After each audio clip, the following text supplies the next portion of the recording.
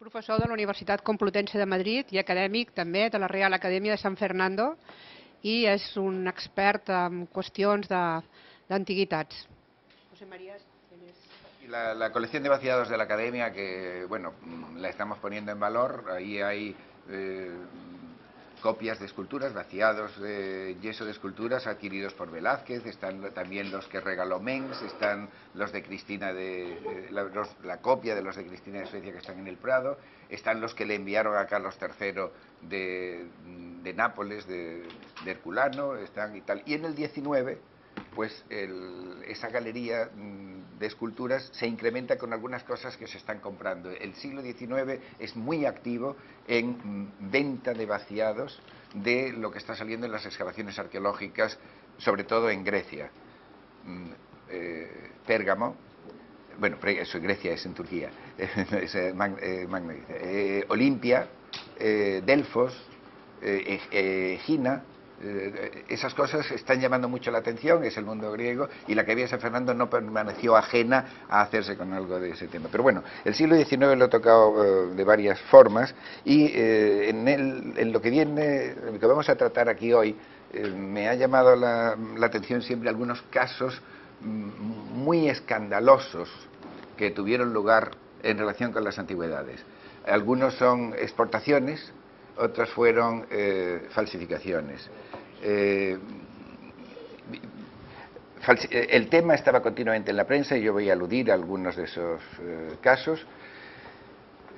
Se hablaba de temas que dieron la vuelta a Europa, o otros afectaron a nuestro patrimonio cultural de una manera también llamativa. Voy a empezar por decir que las antigüedades es lo que en un artículo de prensa de 1901-1902 le llaman antigüedades ignoradas. De pronto aparecen cosas que no se sabe que están en nuestro patrimonio. Un hallazgo de algo sorprendente, y está en manos de un particular. Yo hace unos años, cuando estaba terminando la carrera, o había terminado ya la carrera, me di una vuelta por un pueblo al que yo iba mucho en la provincia de Sevilla, que era Estepa. Allí había un gran coleccionista, en Estepa había un gran coleccionista. Es un lugar de hallazgos arqueológicos abundantes. Y yo sabía de la colección que nunca conseguí ver. No voy a omitir el nombre porque da igual, ese señor ya ha muerto, ahora la colección la tienen los hijos y ya sí se puede ver, pero ya sí. Yo sabía que la joya de la colección, porque me lo había dicho quien lo había visto, era un vaso, este que están viendo, hecho con la técnica del camafeo. Es la misma técnica con la que está hecho el vaso Portland. Esto es romano y es una pieza que podemos calificar de rarísima en general. Nunca conseguí verlo. Me lo describieron un poco, me decían que había unas escenas eróticas, homosexuales, tal, pero nunca llegué a ver el... Hace cuestión de unos 20-25 días tuve que ir a Estepa a hacer un levantamiento topográfico de un sitio donde habían salido a principios de siglo, en terrenos del mismo señor, el abuelo del que tuvo esto, el padre del que tuvo esto, habían salido unos relieves que acabaron en París, los relieves de Tajo Montero, que luego fueron permutados en la famosa permuta con la Inmaculada de Soult, en fin, y otra serie de cosas, cuadros del Prado para allá, la Dama de Elche, las coronas de Guarrazar, y me enteré que el vaso estaba en Suiza en una colección. Acababa de ser vendido hacía poco. Este vaso lo tiene ahora, está en la colección del que se autodefine como el mayor coleccionista de antigüedades, la mayor colección de antigüedades privada del mundo, George Ortiz. Hace exposiciones en el Hermitage con su colección, hace exposiciones en el Museo Británico y no oculta en el catálogo de su colección que el vaso procede de Estepa y que fue encontrado con posterioridad a 1986. Eso ya lo sabía, no hacía falta que me lo dijera el catálogo. Es decir, el vaso ha salido de España habiendo, como hay, unas leyes que protegen la exportación y no lo ocultan. Esto ha salido, pienso yo, ilegalmente. A veces cuando salen cosas en otra época, esto también es de la colección George Ortiz y son bronces ibéricos, cuando salen cosas en otra época, decimos, no, han venido aquí unos filántropos que han venido a comprar por proteger el patrimonio, etcétera, etcétera. Yo me quiero poner en la mentalidad del siglo XIX para ver si efectivamente lo que hoy puedo yo calificar de un expolio ilegal, en el siglo XIX se dice es de otra manera. Estoy refiriéndome a las antigüedades. Me voy a un artículo de prensa en la revista La Enseñanza, donde se vertían artículos de opinión sobre temas artísticos y están hablando de la necesidad, un debate que había en el 19, la necesidad de hacer un gran museo de nuestra historia, un museo, lo que fue luego el Museo Arqueológico Nacional. Lo que pasa es que esto está escrito en los años 40. Y leo solamente un párrafo de este trabajo en defensa del Museo Arqueológico Nacional. Dice, pero esto mismo que para nuestro país es una falta de afición a la historia y a las bellas artes, da motivo a los extranjeros para cometer un exceso de exportación de nuestros más notables objetos artísticos de la Edad Media y del Renacimiento. Inglés conocemos que cada vez que viene a España, y desdichadamente viene con mucha frecuencia, esa manera de langosta para nuestras antigüedades manuables. Y a buen seguro que si como si compra piezas de orfebrería pudiese comprar y transportar a su país el Palacio de la Alhambra, el Alcázar de Sevilla y tal cual de nuestros mejores catedrales, hiciéralo de muy buena gana, sin muchas consultas ni expedienteo y sin que su nación reparara en un tantico más o menos de dinero. Mucho nos tememos que cuando en España se generalice tan noble afición y el gobierno se resuelva a protegerle, se encuentre el campo de nuestras antigüedades completamente espigado, quedando solo el triste consuelo de verlas esmeradamente conservadas y clasificadas en los museos de Inglaterra, Francia y Alemania. Esto está escrito en la década de los 40, en el siglo XIX, es decir, voces hay que se levantan contra una cosa que lo que denuncia luego va a ocurrir. No es que se llevan la Alhambra, pero se llevan otras cosas y tendremos ocasión de verlo. También de la prensa de la época he recogido alguna denuncia como ¿y qué hace en manos de este señor tal objeto? Por ejemplo, está hablando de la Biblia valenciana de Bonifacio Ferrer.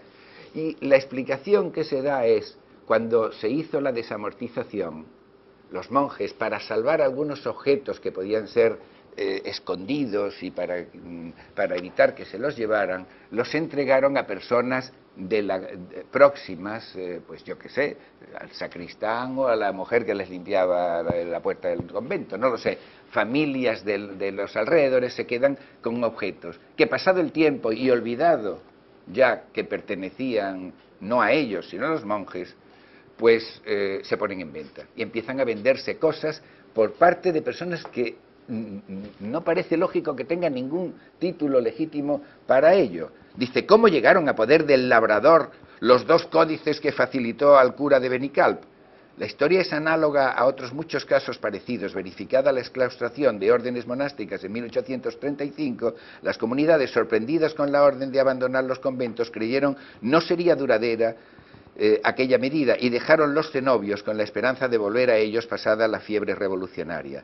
Antes de disolverse, repartiéronse los tesoros que fácilmente podían ser transportados, figurando los más estimados por su veneración, bla, bla, bueno, cuento, pero lo que quiero decir es que esto está escrito en la época, que no es que hay un colectivo de personas que están, aquí hay personas que sin títulos jurídicos y sin derechos están haciendo ventas. Y hace una cosa, bueno, el artículo es largo, pero le hace el seguimiento a algunos libros que luego aparecen en venta 2 o 3 años después en un catálogo en Leipzig.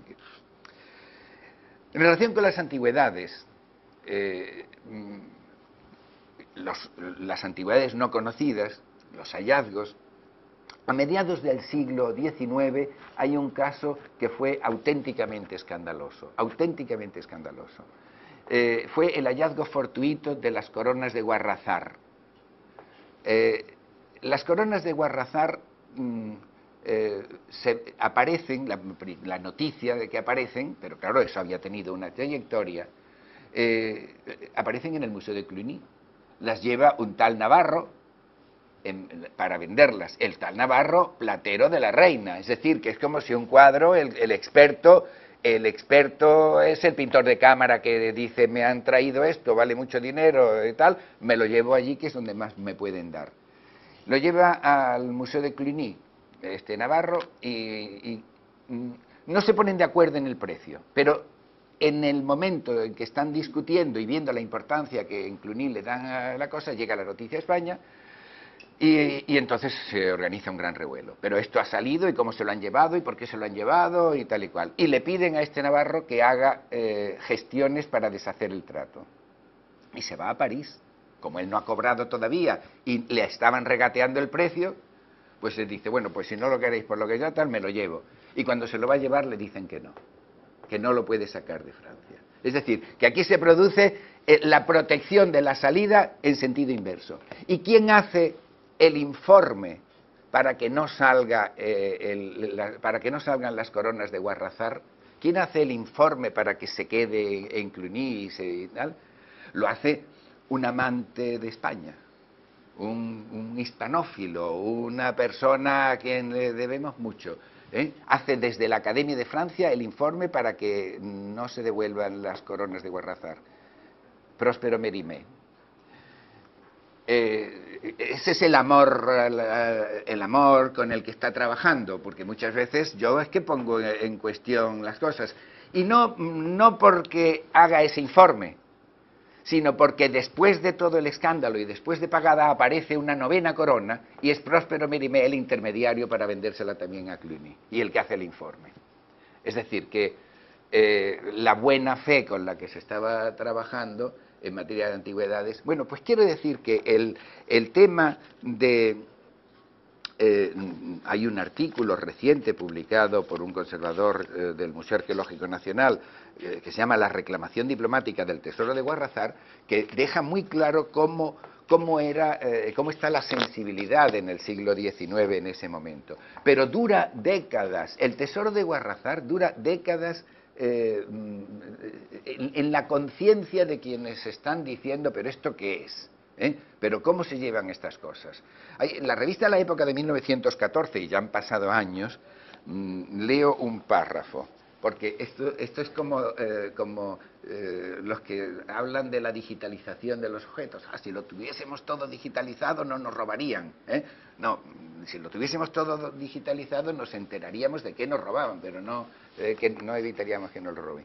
Entonces, como revista ilustrada dice, ay, si las revistas ilustradas colaborasen en esto, y la gente tomaría más conciencia y tal. La letra de la fotocopia es muy pequeña y voy a intentar leerlo. No por la luz, no por la luz, por mis gafas. Dice, pero ¿hubiera sido posible hoy la venta del tesoro de Guarrazar? Las maravillosas coronas góticas habrían pasado al Museo de Cluny, al Museo de Cluny. La prensa gráfica de entonces si hubiera dispuesto de los medios con que cuenta hoy, medios para la información y procedimientos gráficos para dar idea exacta de cada joya artística, es que lo leo fatal. La publicidad es uno de los grandes recursos para dar fuerza efectiva a las disposiciones legales que impidieran la salida del territorio nacional de cualquier objeto de nuestro patrimonio histórico. Pues bueno, pues no será porque no, ahora con internet, mire, de internet he sacado la foto que he enseñado de Estepa, o sea que aquí están absolutamente equivocados.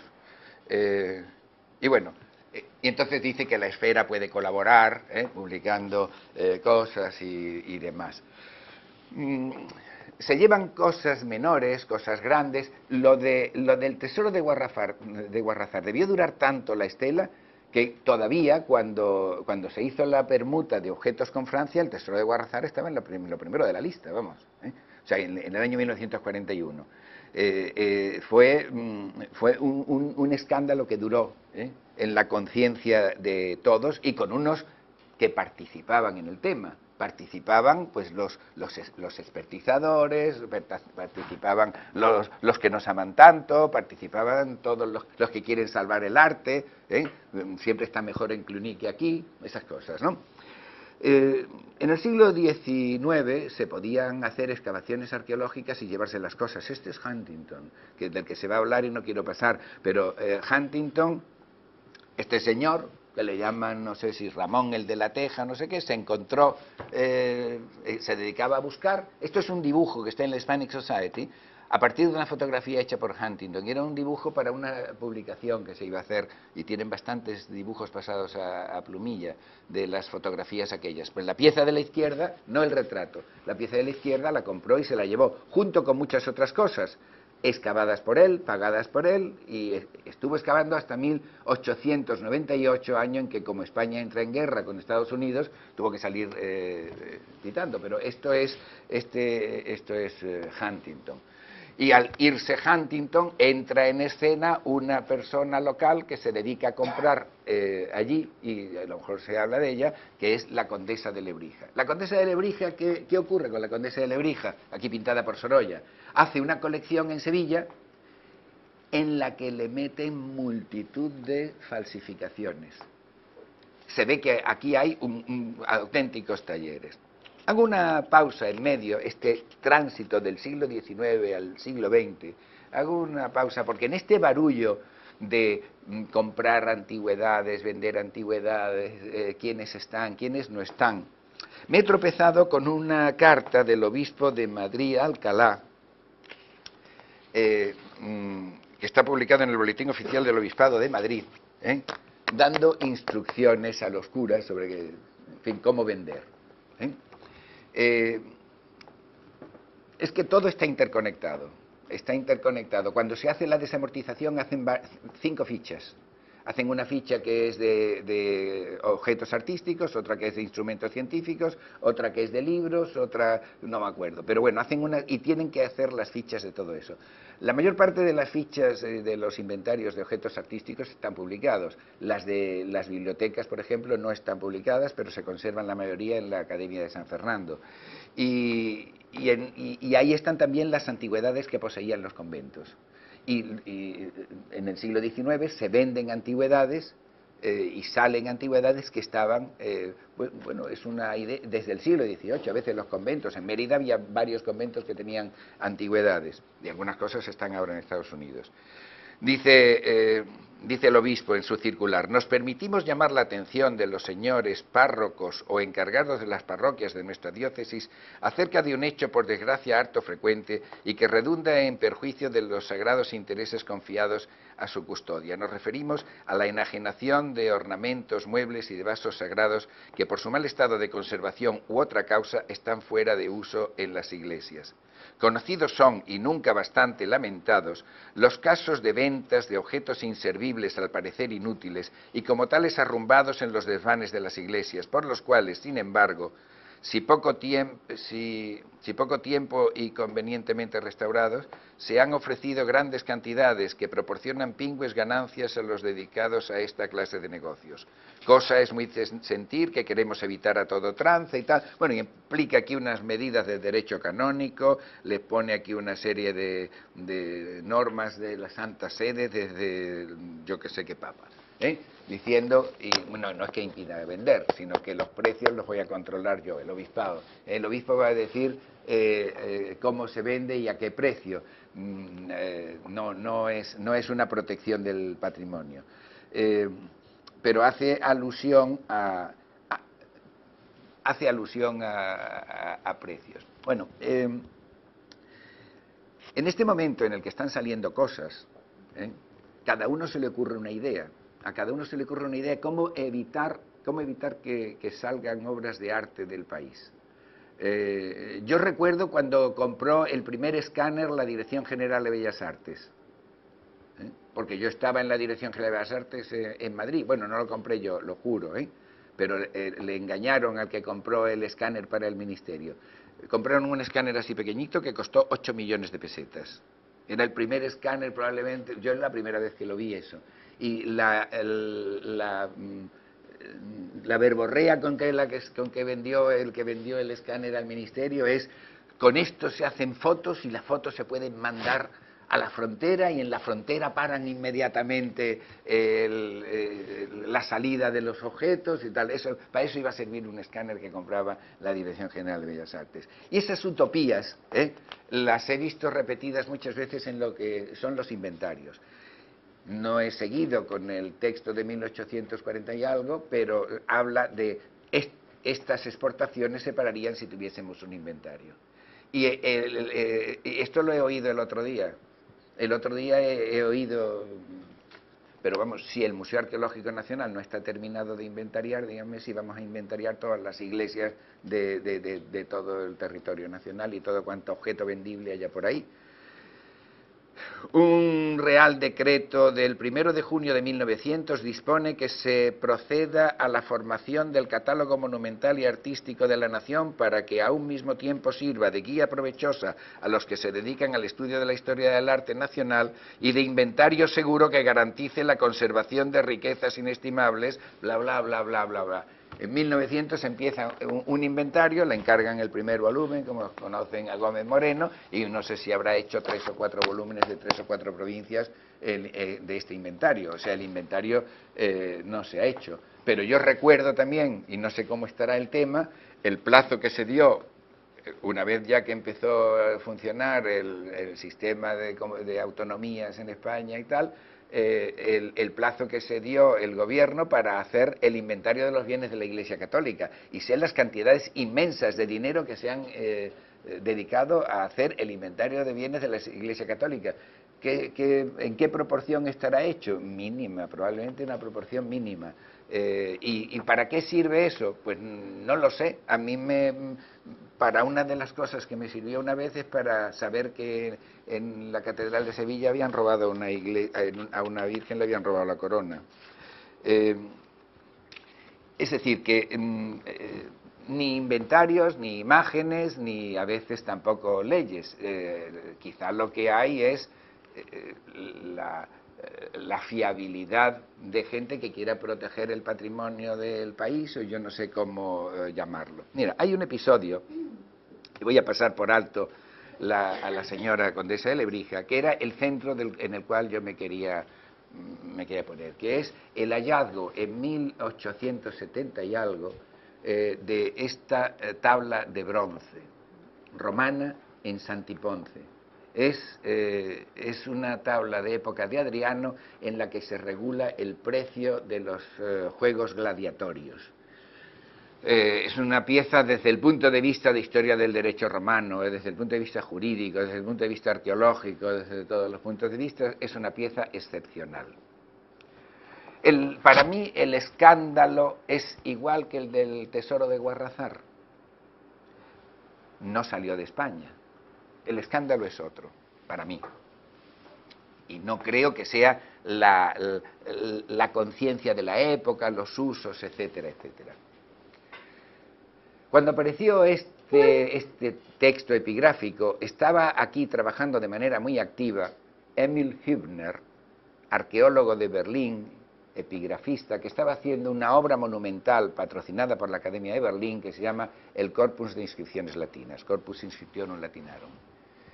A Emil Hübner le llegó la noticia de que había aparecido esta pieza, pero no solo le llegó la noticia, se la ofrecieron en venta, muy secretamente. Emil Hübner avisó a un colaborador suyo, Rodríguez de Berlanga, que vivía en Málaga, que era un epigrafista de muy buena formación, etcétera. Tenía también colección, pero menor, vamos, todavía se conserva y es ahora pública. Y Rodríguez de Berlanga se va a Sevilla a ver esto, y no se la enseñan, no consigue verla. Hübner llega una semana después, y a Hübner sí se la enseñan. Hübner la ve en condiciones muy difíciles y con la luz de una vela, y cuenta él que poco menos que escondido en un sótano, va haciendo lentamente la transcripción que circuló y con la que se hicieron los primeros estudios de este texto. Pero inmediatamente que abandona Sevilla, Hübner se va a Madrid y se entrevista con el presidente del gobierno y lo reciben. Era una personalidad, Hübner tenía muy buenas relaciones, lo recibe el presidente del gobierno, creo que era Cánovas, y consigue que inmediatamente se tomen cartas en el asunto, y al día siguiente mandan a un conservador del Museo Arqueológico Nacional a Sevilla, quien se trae la pieza al Museo Arqueológico Nacional, por eso está en el Museo Arqueológico Nacional, y debe de hacerlo en el máximo secreto. ¿Por qué en secreto? Porque no dicen quién la tenía, porque no dicen quién la vende, todos tan honorables, todos están queriendo tal, ¿no? Quedamos en que esto se podía hacer, no había leyes que lo impidieran. En el máximo secreto. El secreto se mantuvo 15 años. Fernández Guerra, secretario de la Comisión de Monumentos encargada de velar por el patrimonio, publica 15 años después quién había sido el que había ofrecido a Hübner esto en venta. Era su antecesor en el cargo, el secretario Ariza, secretario de la Comisión de Monumentos. En secreto, y mantienen el secreto, es decir, que cuando se hacen las cosas, unas veces con nombres falsos, otras veces guardando secretos, otras veces porque no está tan haya o no haya leyes, ¿eh? Esto no está tan aceptado por la comunidad que salga una pieza considerada excepcional. Voy a saltarme mucho porque veo que ya se me ha pasado prácticamente el tiempo, y voy a entrar en otros símbolos. La adquisición de la Dama de Elche por Pierre Paris, en los mismos años. Pierre Paris adquiere la Dama de Elche. No estoy hablando de que sea legal o sea ilegal, estoy hablando de cómo algunos objetos descubiertos se convierten en símbolo y dan lugar a una auténtica convulsión y a la conciencia local. Cuando aparece la Dama de Elche, al principio es que no sabían lo que era. Busto greco-fenicio, esto es una de las primeras publicaciones de la Dama de Elche, que la describen, la primera descripción que yo recuerdo de la Dama de Elche, dicen que es un joven con un carro en la cabeza. Y el que se da cuenta de lo que es un arqueólogo francés, Pierre Paris, está aquí, la compra, la Dama de Elche. Pero inmediatamente que han vendido la Dama de Elche, empieza aquí a revolverse la conciencia. Mire, en la Exposición Internacional Iberoamericana, en Barcelona, el catálogo de la exposición es la Dama de Elche y está en París. O sea, emplean como símbolo, o sea, la Dama de Elche empieza a ser símbolo desde antes del retorno. Se está dando cuenta, se está viendo que son conscientes de que se nos ha ido de las manos una pieza excepcional. Cuando la República hace las pesetas esas de papel, y mira que esto, República Española, emisión de 1937, el símbolo de la peseta de la República, la Dama de Elche. Y así podría poner muchos ejemplos que se continúan en el tiempo. Lo que pasa es que en el año 1943, me parece, el gobierno de Franco con el gobierno de Vichy hace la permuta famosa, y una de las piezas que viene junto con el tesoro de Guarrazar y junto con otras, las esculturas que he dicho de Tajo Montero, los relieves de Osuna, viene la Dama de Elche en esa permuta. Y claro, luego ya se convierte la Dama de Elche también en símbolo de las pesetas de Franco y en símbolo de todas las cosas de la época, de la lotería, de los sellos de correos. Y mira, la población de España, editado por Presidencia del Gobierno en los años 50 y tal, y el símbolo de la española esta, vestida de yo que sé qué. Y luego ya, pues bueno, la anécdota de la trayectoria que ha tenido una vez que está aquí, pues es enorme. Y ya para colmo, mira, en el diario ABC, Isabel la Católica es la Dama de Elche, ya es el colmo, ¿no? Bueno, ya aquí lo mezclan todo, la España de los Reyes Católicos con la Dama de Elche y el mundo ibérico. Hay En el tema de antigüedades, claro, en el tema de antigüedades y en general, hay quienes propician el comercio y quienes se mueven a él. Y antes hemos oído una persona que está aquí que se dedica al comercio de antigüedades. Yo lo que veo, por lo que he visto en la trayectoria, en la historia española y tal, es que nosotros no tenemos la fuerte tradición que tienen otros países. No tenemos una casa como Christie's de 200 años y tal, con sus archivos y sus cosas, o como Sotheby's o tal, que también luego enseñaré una cosa sobre estas casas. Pero sí hay muchos, a veces veo comerciantes efímeros, que ni siquiera se pasan generación tras generación. Habrá algunos que sí, yo no lo sé, pero aquí unos nombres, no voy a dar los nombres. Esto está publicado en La Estampa en 1900. Unos que estuvieron en entredicho porque se les acusaba de que estaban esquilmando iglesias. Es que es casi contemporáneo de lo que dice el obispo de Alcalá. Y le hacen una entrevista. Y dice uno: se nos llama chamarileros, señor, me dice dolorido. Cuánta injusticia. ¿Qué sería del arte si no fuera por nosotros? Como en la Edad Media los frailes salvaron a la cultura, nosotros salvamos continuamente el arte. Vamos por los pueblos y rescatamos joyas que iban a ser destruidas. Imágenes que iban a servir de leña, ánforas que se rompían en las cocinas de los mesones, y como eran dos, y el otro interrumpe y dice, y muchas veces con riesgo de nuestra propia vida, con riesgo de su propia vida, porque a veces los pueblos se amotinaban cuando aparecían. Cuando el Museo Arqueológico Nacional fue a Aguilar de Campoo a quitar los capiteles del claustro de Aguilar de Campoo, el pueblo se amotinó. Y cuando los comisionados fueron a Burgos a recoger las antigüedades de la catedral para formar el Museo Arqueológico Nacional y iban con una orden del gobernador, pues a uno lo mataron en la escalera, el pueblo amotinado. Es decir, que no digamos si encima es uno que va por los pueblos, como dice él, salvando arte. En el siglo XIX estas cosas yo creo que despertaban sentimientos muy parecidos a los actuales. Tengo mucho recogido, y no es ya porque voy a cortar por aquí, sobre lo que son las falsificaciones en esto.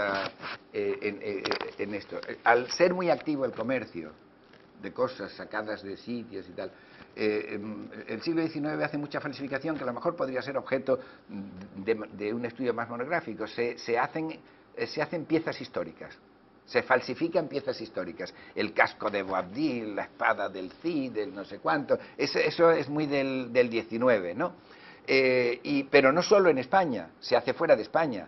La tiara de Saitafernes, que fue una falsificación famosísima que le vendieron al Louvre, o un códice que decían que era la versión primitiva del Deuteronomio y se la vendieron al Museo Británico, o en fin, hay cosas de falsificaciones esas que se hicieron famosas, y todavía a principios del siglo XX el Museo Metropolitano de Nueva York compró famosísimas falsificaciones de cosas etruscas. Unas veces falsos, otras no falsos. Esto es la noticia en prensa de un catálogo de antigüedades españolas hecho en Nueva York con motivo del 92. El que vendía esto, la Galería Ariadna, el que vendía esto hizo un catálogo para la venta y quería vender el catálogo completo. Todo eran cosas de arqueología española. La portada del catálogo es un Belerofonte a caballo, que está en la solapa del libro, una foto en color muy bonita, que estaba en la colección Calzadilla y estaba denunciado su robo. Y esa es la portada del catálogo. Y luego lo demás, pues cosas españolas. Y quería venderlo, no me acuerdo, por $1.000 millones la colección completa. Y el anuncio que hacía es: compre usted una colección de arqueología, no se pase la vida entera tal, yo se la doy ya hecha, ¿no? ¿Para qué va a estar usted toda la vida buscando aquí una piececita y una piececita? Compre la colección completa. El tema de este coleccionismo de antigüedades y los estragos que produce, las legalidades, las no legalidades, etcétera, está siendo objeto desde hace años de interés en un equipo que trabaja en la Universidad de Cambridge. El que lo dirige es Christopher Chippendale, pero da unos datos que también es lo que explican por qué lo que pasa con el arte recuperado, no conocido, de origen no conocido, etcétera, etcétera. Por ejemplo, en el comercio, las antigüedades que llegan al comercio procedentes del mundo etrusco, de procedencia cierta, la columna de la izquierda, que se dice tal, parecido, que se alega que es tal, y luego el resto, nada, no sabemos nada, ¿eh? Esto es una de las cosas que también suele ocurrir con el comercio. Se puede salvar el objeto, pero no el objeto histórico, se está salvando el objeto de colección, ¿eh? No se está salvando. Luego, claro, los vendedores. ¿Quiénes son los vendedores? Y mira, aquí tenemos los vendedores de los que se dedican internacionalmente, y son datos publicados. Con nombre conocido, la columna amarilla; sin nombre, todo lo demás. O sea, es un mercado en el que entran objetos donde la procedencia es, como hemos visto, y el nombre de los propietarios desaparece en un alto porcentaje. Estos son de Christie's, son parecidas las cifras. La historia del objeto. Lo que es la historia del objeto, porque claro, un objeto puede tener interés, pero tiene un interés si es un objeto histórico, tiene un interés. El objeto arqueológico generalmente es un objeto histórico. La historia del objeto también desaparece en el mercado la mayoría de las veces. Están publicando cosas, esta gente está publicando, le han dedicado un número monográfico a España, lo digo por si alguien lo quiere, la historia del objeto en Christie's. Y luego los objetos que llegan a un museo, pues aquí tenemos el ejemplo del Ashmolean, de procedencia conocida. El Ashmolean ha hecho excavaciones. El Ashmolean ha hecho excavaciones, y de sus excavaciones, claro que tiene la procedencia. Todo lo que tienen de Evans de Creta lo tienen. Pero luego, aquí tenemos conocida, medio sospechada y sin ninguna información, todas las columnas azules. La ruta, lo mismo, excavación, donación, compra y desconocido. Ahí hay una columna azul que son compras sin procedencia. Ese es el problema que tiene generalmente el comercio de antigüedades, salvo un escándalo como la corona las coronas de Guarrazar, una cosa tan llamativa como la Dama de Elche o como el bronce de Itálica. La mayor parte, porque el vasito que he puesto ahí nadie sabe que existe, Lo sé yo porque le seguí la traza, y lo sé yo porque es un poco mi especialidad, pero aquí no hay ni el más mínimo revuelo, de que este vaso ha encontrado hace unos años en España, que esté ahora mismo en una colección suiza y haya salido, ¿no? Y nadie se lo cuestiona el tema. Es complicado, es complicado. ¿Qué se puede hacer? Yo no digo que se haga nada ni no nada. Yo quiero reflejar una situación en la que la conclusión a la que yo saco desde el punto de vista personal es que, con leyes o sin leyes, el siglo XIX tiene una sensibilidad parecida a la que puede haber hoy. Ahora se hacen las mismas cosas sin cumplir unas leyes a veces, y entonces se hacía lo mismo sin cumplir unas leyes que no existían, pero también con la misma conciencia por parte de todos. Conste una cosa, que cuando Navarro, el platero este que vende las coronas de Guarrazar, va a París, les suplica a los del Cluny que le devuelvan las coronas, y el argumento que le pone, que está por escrito en una de las cartas que manda, que no voy a poder volver a España, que mis hijos no van a poder vivir en España, que no sé qué. O sea, que él es consciente de la repercusión que está teniendo la cosa, y no había leyes. No había leyes, no se puede decir, no, como no hay leyes. O sea que algo que no son leyes está funcionando también, y que hace que los temas sean sensibles. Y bueno, nada más. Voy a... Es que me he pasado un poquito, perdón. Ha sido muy sugerente, muchas gracias. Y ahora pasaremos al turno de si hay alguna pregunta, alguna sugerencia. Yo quería comentar una cosa. Bueno, primero decir que cuando has dicho lo del inventario de los bienes de la Iglesia, ahora se ha marchado Santi Alcolea, pero por la tarde volverá para intervenir. Se lo puedes preguntar porque él está metido desde hace muchos años en este inventario de, no sé si del Obispado de Barcelona o de toda Cataluña, esto no lo sé. O sea, él te contará cómo va la cosa, pero realmente están en ello, están en ello. La otra cosa que quería comentar es que, claro, tal como tú lo planteas, esto es indiscutible. Pero yo también me pregunto, ¿por qué ha de ser tan malo que una cosa, pues que la dama de Elche pase a Francia y no ha de ser malo que la dama de Baza salga de Granada y se vaya a Madrid? A fines del siglo XX, porque claro, pues es lo mismo que podíamos decir de los murales románicos del Pirineo, pero dice, claro, es que en aquel momento, en el Pirineo, a principios del siglo XX, aquello, pues ahí se iba a perder. Pero es que a fines del siglo XX ya no tenía por qué perderse una dama de Baza si se ponía pues en un museo de Granada, lo que sea, ¿no? Dices, ¿por qué ha de ser tan horrible que vaya a otro lugar de Europa y en cambio no es horrible que salga de Baza y se vaya a Madrid? No, tú tienes el... Yo no he dicho que no sea horrible. No, pero yo no he dicho que no sea horrible. Pero pones el ejemplo Vamos a ver, de las te puedo cosas... poner ejemplos peores. ¿Por qué el Museo Arqueológico Nacional tiene en los sótanos un cajón de piezas de Poblet, de las tumbas de Poblet, arrancadas en el 19, y están allí en un cajón? Hay expuesta un par de ellas, pero hay un cajón lleno. ¿Y por qué una inscripción encontrada en Ampurias está partida por la mitad y una mitad está en Ampurias y la otra mitad está en el Museo Arqueológico Nacional? Pues yo claro que no, que discuto y cuestiono mucho la forma en cómo, bajo la pretendida protección de los objetos, se hace un coleccionismo absolutamente devorador y depredador del objeto mismo.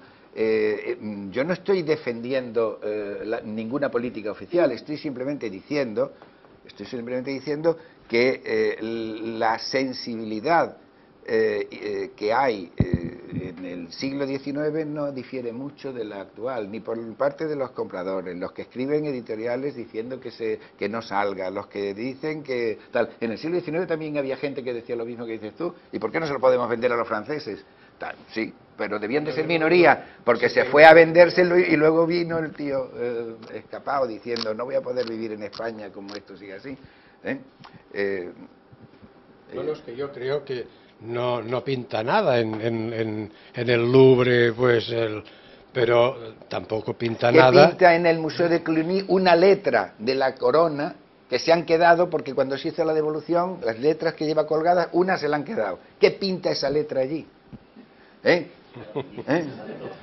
Si es que, y no estoy haciendo aquí ninguna reivindicación nacionalista de nada, estoy hablando con el criterio, creo que racional, de una persona que ve el objeto de arte en su integridad. Siempre y cuando se hable de museos y de instituciones en las que todos podemos ver porque las coronas de Guarrazar acabaron en Cluny y podían haber acabado en manos de cualquier otro dispuesto a pagar más. Bueno, el problema una parte se fundió. El problema es ese. Aparte de la descontextualización de los objetos, durante el siglo XIX las excavaciones no se llaman excavaciones, se llaman rebuscas. Y se refieren a ellas como rebuscas. Yo no soy arqueólogo, pero me imagino que es una cosa... Sí, pero también se hacen rebuscas y se proponen los particulares... Ahora también se hacen rebuscas. Sí, quería hacer una observación sobre el tema de los inventarios, que el inventario es un arma de doble filo. Y realmente Francia tardó muchos años en hacer sus inventarios. En el siglo XIX no tenían inventarios. Y Próspero Mérimée no hizo inventarios de Francia. Y no hizo inventarios porque entendían que era el darles a los alemanes, en caso de invasión, el darles el catálogo de las cosas que tenían que llevarse, de las piezas artísticas. Efectivamente, pasó con el inventario de Zamora. Recién publicado el inventario de Zamora, por Gómez Moreno, a los pocos años ya había piezas de ese inventario en los Estados Unidos. Y por eso en España tampoco Una se han lápida hecho. que estaba una lápida que estaba en un cementerio, concretamente, es que era nada más que cogerla, empaquetarla y llevársela. Realmente la Iglesia, yo he visto, pues yo estuve en la Dirección General de las Artes trabajando bastante tiempo, las dificultades que tuvimos para hacer los inventarios, no los inventarios monumentales, que son los que hace don Manuel Moreno, el de Ávila, Zamora y Salamanca, sino ya los inventarios artísticos. Y el problema ha sido entrar en las iglesias, entrar en los conventos. El inventario de la Iglesia, el inventario era el inventario general de toda España, pero el arte religioso ha sido lo más difícil de inventariar y no se ha inventariado bien. No. Yo quería decir que yo, frente a lo que ha dicho el profesor Luzón, creo que la existencia de una legislación es importante. Creo que también los inventarios fueron importantes en el sentido de que tenemos que tener en cuenta que en la mitad del siglo XIX no había todavía un sistema de protección del patrimonio artístico español, que lo hay y que se elabora a partir de la creación de una legislación ya en 1803 con la Real Cédula de Carlos IV y después en el Estado liberal con la creación de las comisiones provinciales de monumentos, que eran las encargadas de hacer esos inventarios también, ¿no? Y eran los únicos instrumentos que había para tener una idea de la riqueza artística y sobre todo monumental de España, es del país, vamos, ¿no? Es el único sistema, digamos, que había en aquel momento y son eficaces y desde luego esos inventarios se siguen haciendo, hoy en día existen y se continúan haciendo, ¿no? Y eso era una de las principales cortapisas, digamos, para evitar en la medida de lo posible la exportación de antigüedades, cosa que no se ha podido evitar ni entonces ni ahora, y siempre va a existir, y seguirá existiendo, yo creo que pese a los inventarios. Pero si no hubiera inventarios, o sea, si ya ni siquiera supiéramos lo que hay, el comercio ya sería tremendamente, se multiplicaría exponencialmente, supongo, ¿no? O sea que mal o bien los inventarios para algo deben de servir, yo creo, ¿no? Se hicieron mal, seguramente. Los inventarios existen, se conservan muchos de ellos, estos de Gómez Moreno y tal, en el Consejo. Están, unos fueron publicados, otros no, pero se conservan todos allí, ¿no? Están ahí, en la Academia también los hay, en la Academia de la Historia también hay algunos, no exactamente inventarios, pero bueno, hay documentación relativa a todo esto. Yo creo que digamos, el contexto legal es muy importante. Yo lo considero así, o sea, es decir, las leyes se cumplen o no se cumplen, pero bueno, hoy en día también, es decir, una ley normalmente. Luego hay un factor importante, en el siglo XIX el hacer cumplir la ley era lo más difícil, evidentemente. La Guardia Civil no existía, no había autoridades competentes que pudieran garantizar el cumplimiento de la ley. Yo creo que eso fue uno de los graves y más grandes problemas. Precisamente, además, las comisiones provinciales de monumentos funcionaron relativamente bastante mal, ¿no? Hasta su desintegración definitiva casi en las puertas de la transición. Vamos, en el año 85 todavía existían algunas, ¿no? Yo creo que eso es importante, ¿no? Luego quería decir una cuestión sobre Huntington, que luego hablaré un poco sobre el tema, pero ese busto que has puesto, esa foto de Paul Melan, efectivamente es un dibujo a partir de una foto. Esa escultura hoy en día está en la colección de la Condesa de Lebrija. Y la otra en el Museo Arqueológico de Sevilla, porque Huntington las descubrió en sus excavaciones, que solo excavó 3 meses. Esas dos sí, ese señor es Rodríguez, sí, el de la foto, que es el que era el propietario del terreno, porque evidentemente en aquella época, al no existir legislación, cada uno podía directamente hacer un trato particular con el dueño de los terrenos de Santiponce, tú eso lo conoces muy bien, y entonces iban allí, excavaban, y lo que sacaban, luego hacían el reparto del botín, esto para ti, esto para mí, y tal. Y eso Huntington lo donó a Sevilla, y la Condesa de Lebrija consiguió uno de ellos, sí, que hoy lo hemos hecho, lo hemos expuesto, lo compró la Condesa de Lebrija, porque venía de Itálica, ella compraba todo lo de Itálica y tal, que ella también tenía terrenos en Itálica, la Condesa de Lebrija, también, ¿no? Bueno, sacó otras esculturas, a lo mejor la de la Diana, por ejemplo. La de la Diana no, la de la Diana se la compró a Manuel Almonte, a un anticuario, un aficionado que la tenía y se la llevó. Que nadie le impide llevarse una estatua. No, claro, es que nadie le impedía, porque la legislación no lo impedía. En España no había legislación que prohibiera eso. Es decir, se lo podía llevar tranquilamente, como se lo podía llevar Arthur Engel, que se llevó, o Pierre Paris, la Dama de Elche. La Dama de Elche fue ofrecida al Museo Arqueológico Nacional y no la quiso comprar. O sea que, en fin, es una práctica que era totalmente habitual en ese momento, pero no solo en España. O sea, todas las excavaciones de Próximo Oriente que se hacen en Inglaterra, que hace Inglaterra, Francia y tal, en Egipto y tal, funcionaban más o menos de la misma manera. España era un coto, digamos, parecido a Egipto, a Turquía, incluso a Grecia, que eran muy severas las leyes griegas, y aún así, pues fíjate, Bueno, los museos de Europa están llenos de antigüedades. Antes se ha aludido a la Dama de Baza. La Dama de Baza es una excavación y el resultado de esa excavación está repartido. Sí, y es una excavación privada, financiada por un señor que le se dio el lleva dinero a una Presedo parte, para que esquepa, y entonces, de la esa misma colección manera se que hay conserva una en parte Barcelona, de que creo, pintan, además. Está en Barcelona, sí. Aquí. Bueno, donde sea, pero está por aquí. Pero quiero decir Pero eso que, ocurre en la misma 1970, pregunta es ¿qué ¿no? pinta la Dama de Baza en el Museo Arqueológico Nacional o qué pinta una parte de la sepultura esa o de la necrópolis en una colección privada por aquí? Yo creo que es un mundo... desguazan historia. Es un mundo complejo y en cualquier caso el siglo XIX con lo que hoy ocurre yo creo que es bastante diferente, ¿no? O sea, puede haber la sensibilidad, siempre ha habido gente, en la academia estamos llenos de documentos que la propia academia en contra de la exportación, sobre todo de los extranjeros, ¿no? Está hecho contra los extranjeros, contra que los extranjeros vengan aquí, pero que los nacionales hagan sus excavaciones y saquen y se repartan el botín, vamos, es fomentado además por las academias. Las academias fomentaron las sociedades arqueológicas privadas, que aquí en Cataluña además tuvo un desarrollo bastante fuerte, en Andalucía y en Cataluña son los dos focos más importantes, de gente que se asociaba libremente, era una empresa comercial, digamos, bueno, comercial, científico comercial, ¿no?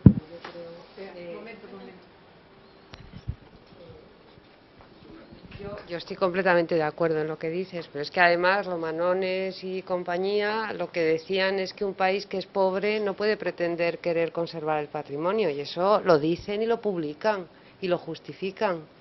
O sea que yo lo que creo es que efectivamente tiene que haber un marco legal y necesitamos los inventarios, necesitamos todo eso, lo cual no quiere decir que eso sea suficiente. Pero si no tuviéramos eso, es que ya, o sea, pero la academia, cuando a la academia le ofrecen la tauromaquia de Goya, dicen que es que ya tienen muchas y que además no es bueno el dibujo y que las vendan fuera. O sea, no puedo estar en contra de los inventarios, claro, como método de trabajo, pero no para proteger el patrimonio. Es que los inventarios... ¿Tú crees que protege? Hombre, si conoces puedes proteger. Tienen la utilidad... No, pero es que si conoces... No, claro, de otro tipo. Si conoces puedes proteger, si no conoces no puedes proteger. Lo que pasa es que los inventarios han sido utópicos. Si los inventarios no se... Ha sido una utopía que no ha funcionado. Y inventariar todo un país, toda la riqueza artística de un país, es como sacar agua del mar. Si es que yo no, lo veo dificilísimo, pero bueno... Inventarías edificios arquitectónicos, ya. Eso se ha hecho, sí. ¿no? Bueno, es una polémica que no se acaba, porque claro, ya los franceses iban con el Pons en la mano y el Team Bermúdez a buscar los cuadros que dicen que estaban allí. Es decir, que el conocimiento y la cultura es peligroso para el patrimonio. Y los inventarios también, claro, en este sentido. No, a ver. Sí, lo que pasa es que claro, hay que ser también... Es decir, sí, a ver, estamos de acuerdo, pero al límite el argumento también es perverso. Es decir, si todo estuviera en su sitio, pues no habría museos, no habría colecciones, no habría coleccionistas, estaríamos algunos, teníamos en el paro, diríamos. Claro, es decir, esto es lo que hay. Tampoco se puede... Es decir, es una exageración, pero la realidad es esta. Entonces yo pregunto, una pregunta que tenía para... El caso este de la evolución de la Dama de Elche, esto es un caso único en la historia del patrimonio, que un país devuelva a otro, un intercambio y tal. ¿Se ha estudiado? Es decir, ¿alguien ha estudiado la documentación de esto? Sí, hay algunas cosas publicadas. Y además creo que los franceses, yo no lo he trabajado muy a fondo, pero los franceses los conservadores muy disgustados porque decían que habían salido perdiendo en el cambio. Pero vamos a ver, una de las cosas que se llevaron fue así, unos cuadros de Velázquez, se llevaron alguna serie de cosas que le habían capturado a Francisco I cuando estuvo preso por Carlos V, pues la documentación del apresamiento, los documentos, las cosas personales del rey de Francia, todo eso se le devolvió a los franceses como símbolo que era para ellos, que teníamos aquí todas las cosas de un rey que había estado preso en el Alcázar de Madrid. Y no recuerdo qué más cosas, pero bueno, fue una permuta de símbolos nacionales de cierto... Pero, un poco más. Algo de esto cuenta Luis Monreal Tejada, sí. En este librito de memorias rarísimas que lo publicó en una editorial pequeña de Aragón, y no hace tantos años, porque él era el delegado por la parte española y el delegado por la parte francesa, que hay incluso una foto, era René Huig. Y están ahí los dos pues cambiándose los cromos. Y cuenta algo de eso, pero claro, lo cuenta en un tono de memorias, ¿no? El impulso político de eso, quien lo toma, claro, Franco... Lozoya, Marqués de Lozoya, ¿eh? Sí, era director general de Bellas Artes. Bueno, eso es sorprendente, claro. A mí me ha gustado muchísimo la intervención del profesor Luzón, porque ha quedado muy claramente demostrado que los anticuarios no han sido los únicos que han expoliado el patrimonio español. Y es más, me gustaría citar a Baudelaire, que decía aquello de virtudes públicas y vicios privados. Y en este entramado de expertos, gente que trabajaba para la administración y gente que profesaba un amor por España como Próspero Mérimée, pues queda todo muy claro. Yo quisiera de todas maneras puntualizar dos aspectos. Uno, que hemos hablado de comercio de antigüedades, pero se ha centrado mucho, yo creo, en lo que es el comercio de antigüedades arqueológicas, que probablemente es uno de los más espinosos y complicados, y que en eso estoy de acuerdo, que en España, en fin, no hay anticuarios en ese sentido, ni efímeros, lo que probablemente hay simplemente expoliadores. Por otra parte, creo que de la misma manera que el anticuariado está poco estructurado y hay poca tradición anticuaria, también es verdad que por parte de la Administración faltan expertos verdaderamente en esos problemas. Yo creo que más allá del marco legal hay un problema de competencias. Y de la misma forma que han habido escándalos en un sentido, podemos hablar de escándalos en el otro. Y no voy a hablar de temas que me han ocurrido de tema personal, pero temas conocidos como el cuadro, uno de los pocos cuadros de Caravaggio, para un comitente español, que se publica en el año 70 y pico en una exposición en Sevilla como atribuido a Caravaggio, y que se da el permiso de exportación y es uno de los grandes Caravaggios del Museo de Cleveland. Y por no hablar del último caso, y aquí ya no quiero entrar porque es demasiado espinoso, porque la última Junta de Calificación saltó al completo en relación a la custodia de la Catedral de Orense. Y ahí también es un problema de competencias en la Administración. Se dieron los permisos de exportación. Una vez se ha dado el permiso, no se puede reclamar. Han habido unos informes. ¿Quién hizo esos informes? ¿En función de qué se hicieron? ¿Con qué intereses? Es decir, a mí me parece bien que los anticuarios tengan esta etiqueta, pero me parece mal que, por ejemplo, un periódico de tirada nacional como es El País ponga en portada a Eric el Belga. Hay anticuarios que han también repatriado piezas y han contribuido a crear colecciones y a que estén en los museos. Y yo hablo no desde los anticuarios efímeros, porque tengo una familia soy cuarta generación. Y yo creo que estamos hablando de un problema de estructura moral de personas, no de colectivos. Sí, de acuerdo. De acuerdo con lo que ha dicho. Hombre, me he centrado en casos arqueológicos porque sabía de qué temas se iban a hablar, y yo por mi especialidad pues dije voy a hablar un poco más de arqueología. Aunque en la génesis de esta reunión que estamos teniendo, bien sabe Inma Socias que lo hemos hecho un poco también a limón y debatiendo y viendo qué temas se podían tratar, y yo por eso me reservé la parcela de hablar de las antigüedades arqueológicas. ¿Que es más espinoso el tema? Pues sí, está lleno de ilegalidades, el tema de la arqueología, de cinismo, está lleno de todo eso. Quien lo conozca bien, pues, y yo tengo pues no ya anécdotas, historias que he tenido que vivir, que he vivido unas veces expertizando, otras veces como director general de Bellas Artes, otras veces lo he visto como acabo de, empecé enseñando un vaso que hace unos días que me he enterado, ¿eh? O sea que yo podría contar historias de todo tipo, como cualquier persona que esté metida en ese mundo, y seguramente que podrá contarme muchas, ¿eh? Y pondrá tal. El tema de las antigüedades es de toda la parcela artística, es la menos rastreable, ¿eh? La menos rastreable, y está llena de movimientos ilegales de las piezas. Hombre, se cotizan a unos precios fabulosos, ¿eh? Los broches visigodos con esmaltes. ¿Quién paga esas cantidades? ¿Qué coleccionistas pagan esas cantidades? En el catálogo que he enseñado de la Galería Ariadne había varios, ¿eh? De esos broches. El Museo de Frankfurt ha comprado una colección hace unos años de broches visigodos. ¿Cómo han salido esos broches visigodos? Metiendo un arado en una necrópolis y pasando un detector de metales, ¿eh? Y el Museo Británico no la quiso comprar, la colección, y avisó al gobierno español: ojo que esto está en venta, y cuando fueron a echar el guante ya lo había comprado Frankfurt, ¿eh? ¿Por qué?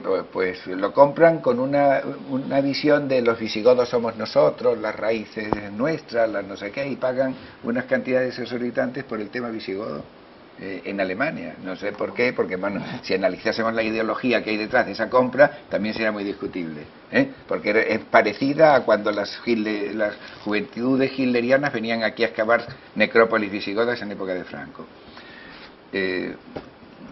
Bueno, vinieron una semana nada más. Una semana, pero lo bastante para...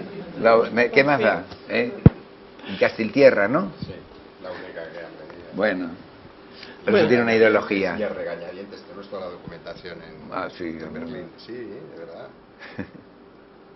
Bien, yo solo quería añadir un ejemplo que viene a tono con todo esto, muy curioso, al cual me referiré también luego por la tarde, pero es el anticuario de París, Schutz, una de las grandes casas, ¿no?, de Quai Voltaire 25. Este señor, que era un apasionado, según se cuenta, de todo lo que era hispánico, fue el que tuvo durante muchos años el patio de la Casa de la Infanta de Zaragoza, que ahora está en la sede central de Ibercaja en Zaragoza. Pero lo más insólito es que, por ejemplo, Marés fue a París, una de las muchas veces que fue a París en los años 40, y yo creo que ya justo después de acabar la Segunda Guerra Mundial, para ver otra cosa, que ya contaré luego, ya fue también con la intención de ver este patio, porque esta familia es como el patio de los Vélez, que está en el Metropolitan, que también se llevaron de Málaga, ¿no? Este tipo de cosas que queda uno muy sorprendido cuando lo ve instalado tan lejos de casa. Y los Vélez, que no tienen nada que ver conmigo, naturalmente. Pues bien, este anticuario tan apasionado se negó. Marés quiso comprar unas piezas, él se negó, de momento no, pero ya estaba en alerta también de este patio, y esta era una cosa que aquí en España, ¿no?, en España y sobre todo en Aragón, se estaba preocupado por él, por mirar si se podía recuperar este patrimonio. Finalmente, cuando muere el anticuario, la viuda, es cuando se decide a vender las piezas. Pero es que lo más interesante, relacionado con lo que tú comentabas antes, es que la galería ya no se llama Schutz Galería Anticuaria, sino que se llama, y así siento ahora no tener un papel, es decir, sus papeles comerciales llevan una fotografía del patio en la parte superior, y en lugar de llamarse Schutz Anticuario se llama simplemente Patio de la Maison de l'Enfant. Y así, y allí se convierte en un centro de tertulias de todos los hispanistas, porque, bueno, todo el mundo seducido por esta arquitectura plateresca maravillosa que finalmente en 1958 la Caja de Ahorros de Zaragoza compra, y ahora está pues en esta. Pero es decir que era una cosa natural, y una cosa, bueno, era un particular, con lo cual, al ser un particular, pues bueno, cada cual con lo suyo. Yo creo que lo que más salva el patrimonio arqueológico español en estos momentos, lo que más lo salva, es lo fácil que lo tienen los que se dedican al comercio de ese tipo de antigüedades, sacarlas de Turquía, de Líbano, de los Balcanes y de un montón de sitios. Eso es lo que más salva. Ahora mismo, pero lo que pasa es que la España del 19 estaba llena de ese tipo de gente que ahora están por otros sitios. Y se llevan las cosas de otros sitios. Yo recuerdo el caso de la copia del Hércules Farnese que apareció en Pergué, en unas excavaciones, partido por la mitad, en Pergué, en Turquía. Una estatua de mármol, igual que el Hércules Farnese, un poco más pequeño. Estaba partida por la mitad y de pronto desaparece la mitad de la excavación, desaparece media escultura que pesaba unas toneladas. Y esa escultura está ahora, creo, en el Metropolitan. Y eran unas excavaciones regulares de la Universidad de Estambul. Y está en el Metropolitan. El montaje que tienen allí es muy expresivo, porque en el museo lo que está es la parte de abajo, una fotografía en la pared de la parte que le falta, está fotografiada y puesta allí, y luego alrededor, como si fuese un retablo, montón de recortes de periódicos pegados en la pared poniéndolos de chupe de dominio. O sea que eso es hoy, y yo creo que eso es lo que salva. Yo conocí mucho a un anticuario, bueno, traté a un anticuario, lo conocí en Berlín y lo traté, Eli Borowski, ya no murió y tal, pero ese tuvo un lío sacando un curos de Grecia a los pocos días de estar yo con él, estaba sacando un curos griego de Grecia en un yate, y salió, y yo estaba con él en Berlín, tal, el tío como de hombre respetable, y resulta que a los pocos días me lo veo en los periódicos, menudo follón. Yo no, pero vamos, es que él quería preguntarme sobre unas piezas y tal, y estuve tal. Y luego, ya para colmo, y el que quiere ya en plan novelesco, el leer sobre un anticuario de cosas arqueológicas, y en plan ya divertido y complicado y tal, pues léanse todo lo que encuentren de Robin Syme,